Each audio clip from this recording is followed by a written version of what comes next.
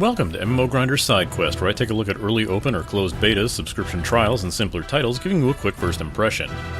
Today I'll be looking at Closers, a Korean anime-inspired beat-em-up published by EnMasse, who already have the anime-inspired beat-em-up and home to Torso Girl herself, Critica Online.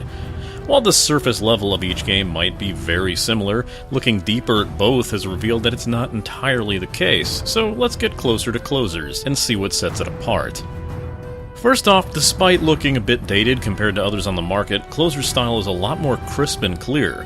The aesthetic is modern day, with motorcycles, rifles, pistols, katana swords, and lots of school uniforms. Textures are all over the place though, some looking atrociously rough up close, and containing plenty of copyright-skirting product placement that'll have you itching to head down to your local 6-Eleven for a refreshing cup of Cocoa Cold.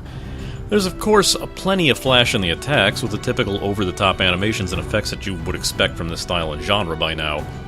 Music is pretty varied, as the lobby theme is weirdly bubbly, while the stages can vary to some heavy, almost Satriani-style guitar rock, and others will use that same guitar for a more somber mood, especially in stages that contain a lot of dismal ruin to them. There are certainly interesting tracks to be had here, though they're not quite as in-your-face as Critica. Sound effects, however, can be outright overwhelming at times, even ignoring the plethora of Korean voice acting and clips used for attacks. The game is one of those titles that compounds the sounds of that attack with each target hit, making some large-scale AoE ultimate attacks blast the speakers out of your headphones if you don't do the proper adjustments first. The game is rendered in full 3D, and the stages do have slight verticality and variance to the fighting arenas, more than just merely long hallways sectioned off into small rectangles, though that's still very much the means of progression and combat, as your character can only attack to the left or right, making the title have more in common with Dungeon Fighter Online than Critica, despite the movement of the areas and the camera. Your character walks absurdly slow when moving normally, but ridiculously faster when double tapping to run in any direction. You look even sillier when moving vertically, as the walking cycle still only faces left and right, forcing your character to perform some lateral version of the moonwalk. Yeah, that's been a staple of the 16-bit beat-em-up era, but there's something really odd about seeing it in fully crisp 3D with such control over the camera.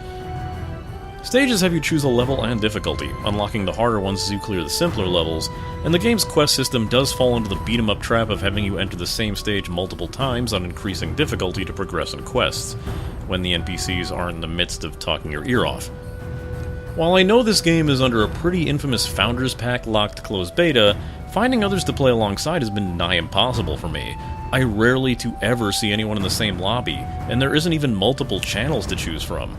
I can hardly see a reason to go into a group besides having friends along, as enemies never really seem to provide any challenge to me, and there were plenty of times I was able to one-shot a boss by just using an ultimate skill.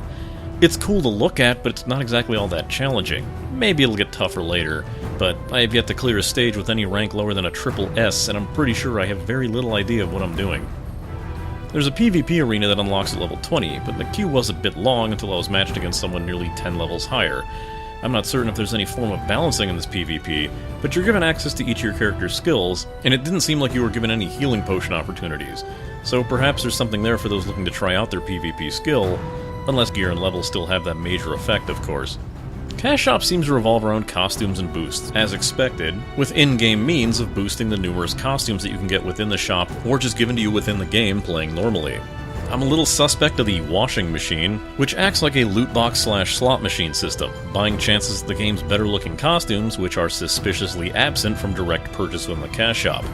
Beside wanting costumes, the Cash Shop only seems like a requirement for the min-maxer types looking to upgrade gear that I rarely had a problem with upgrading in the first place.